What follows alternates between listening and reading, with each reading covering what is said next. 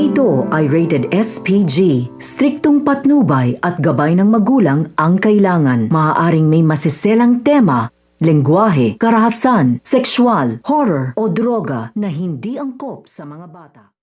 So ito nga si Tanggol ay nakapag-desisyon na nga ito na uuwi na nga daw siya dito nga daw sa kanilang bahay dahil sigurado nga daw siya dito na nag-aalala na nga ito nga daw kanyang pamilya. Kaya hindi na nga ito nagpatumpik-tumpik nung nagkamalay na nga dito ito nga si Tanggol ay agad-agad na nga rin itong nagpaalam dito nga sa kanyang kaibigan na isang Muslim na siya nga daw ay uuwi na nga dito. Pero bago nga umuwi ng tuluyan ito nga si Tanggol ay nagpapasalamat nga siya dito nga sa kanyang kaibigan na isang Muslim dahil sa kanyang ginawa nga dito nga daw sa kanya ay nakaligtas nga daw ito sa kapahamakan. At sa pag-uwi nga nito ng Tanggol dito nga sa kanilang bahay ay hinihintay nga siya dito ng kanyang Lola Tanding. Kaya nga ito nga si Lola Tanding ay agad-agad nga niya sinalubong ito nga kanyang apo na ito nga si Tanggol upang tanungin nga ito kung ano nga daw ba ang nangyari sa kanya at kung bakit ngayon nga lang daw ito na uwi. So pakakaabangan niya natin dito ang pag-uwi nito nga ni Tanggol dito nga sa kanilang tahanan. Yan ang ating mga pakakatutukan at pakakaabangan